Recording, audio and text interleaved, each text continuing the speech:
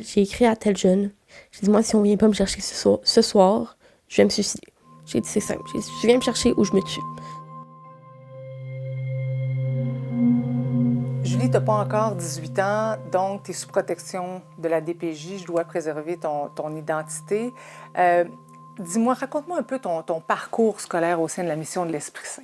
De ma première année, en fait, jusqu'à mon secondaire 3, j'ai fait l'école dans des sous-sols. On était à peu près 6-7 personnes. En mi-troisième année, à peu près, ma mère trouvait que c'était trop risqué de justement se faire prendre ou des choses comme ça.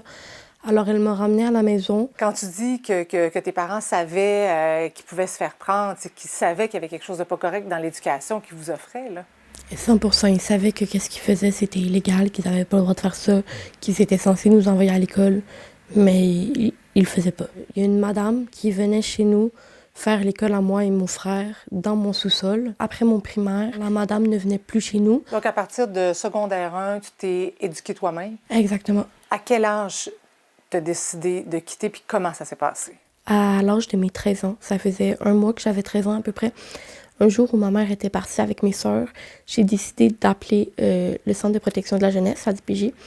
Puis j'ai expliqué ce qui se passait. J'ai dit, moi, je pense que je suis dans une secte, la violence psychologique, le manque d'éducation, un mélange de tout ça. Puis pendant une semaine, j'ai pas eu de nouvelles. C'est 6 jours après, j'ai écrit à tel jeune. J'ai dit, moi, si on vient pas me chercher ce soir, je vais me suicider. J'ai dit, c'est simple. J'ai dit, tu viens me chercher ou je me tue. J'étais tout seul avec mes parents et j'ai passé la nuit chez mes parents. Et c'est le lendemain que la DPJ est venue à la maison pour dire, OK, là, c'est assez. C'est comme si ton seul signalement, en fait, tu t'es signalé toi-même puis on t'a pas écouté. Exactement. Donc là, tu as réussi à intégrer l'école publique. Comment ça s'est passé? Oui, ça a été très dur parce que j'avais pas de code permanent.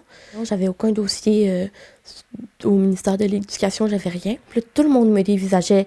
Les gens étaient méchants avec moi. Les gens se moquaient de moi parce que j'avais un nom de la secte, justement.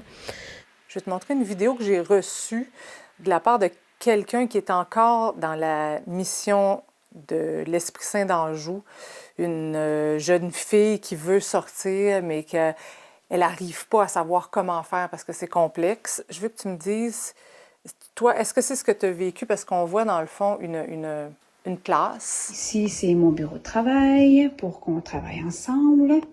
Ensuite, on a toutes des pupitres attribués à tout le monde. Ici.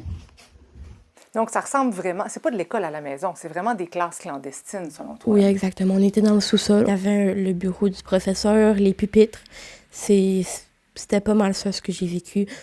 J'ai fait une entrevue avec le premier ministre François Legault qui me disait « Est-ce que ça se fait vraiment encore aujourd'hui? » Mais non, on le sait que ça se fait encore aujourd'hui. Toi, tu le sais aussi? Oui, je pense que ça l'arrêtera pas. Sans intervention, il n'y aura pas de changement. Mais qu'est-ce que tu aurais le goût de dire à la ministre de l'Éducation puis au gouvernement? Il faut que ça change.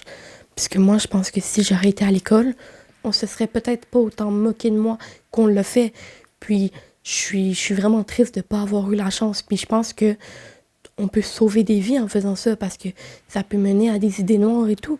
Simplement, le fait d'aller à l'école, ça peut te donner envie de vivre.